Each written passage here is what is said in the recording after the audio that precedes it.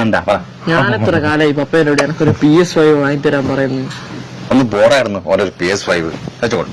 പപ്പ തേജക്കലെല്ലാം വാങ്ങി കൊടുക്കുന്നുണ്ടല്ലോ, പിന്നെന്താ എനക്ക് വാങ്ങി തന്നാല്? എടാ ഇവനാണെങ്കിൽ കൂടിപ്പോയ ഒരു 10-20 ഉറുപ്പിന്റെ സാധനമാണ് മേടിച്ചു തരാൻ പറയാ. ഇനി ഇത് 45,000 രൂപ വില വരുന്ന PS5 മേടിച്ചു തരാൻ പറയാം. ഞാനിത് എവിടുന്ന് മേടിച്ചു തരാനാ? അല്ലെങ്കിൽ തന്നെ ഇത് ദുബായിലുള്ള അമ്മ ഈ മാസം ചെലവിനുള്ള പൈസ തന്നെ അയച്ചാൽ നിൽക്കില്ല.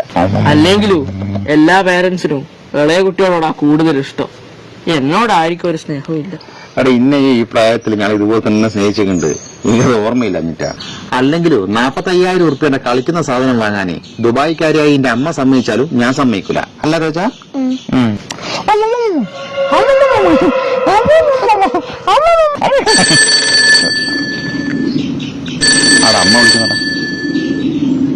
ഹലോ ദിശ. ഹലോ സുമേഷ് ചേട്ടാ, പുതിയ വേലക്കാരി എങ്ങനെയുണ്ട്? നല്ല പണിക്കാരിയാ. വീട്ടിലെല്ലാ ജോലിയും കണ്ടറിഞ്ഞ് ചെയ്യുന്നുണ്ട്. കുട്ടികളെ കാര്യങ്ങളൊക്കെ നോക്കി ചെയ്യുന്നില്ലേ? പിന്നെന്താ, എല്ലാ കാര്യങ്ങളും വേണ്ട പോലെ നോക്കി ചെയ്യുന്നുണ്ട്. പിന്നെ ദിശ, ഈ മാസത്തെ ചെലവിനുള്ള പൈസ അയച്ചിട്ടില്ല. ആ, അത് ഞാൻ നാളെ തന്നെ അയക്കാം. കുട്ടികളെല്ലാം എന്ത് ചെയ്യുന്നു?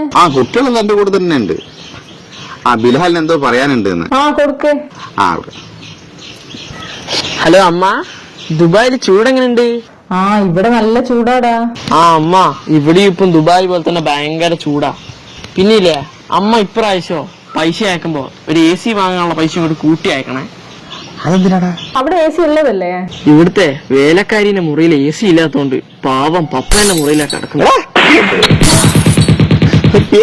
CD വേണോ ഡിജിറ്റൽ വേണോ? രണ്ടും ഒരുമിച്ചിട്ടുള്ളൊരു സാധനമുണ്ട്, അത് മതി.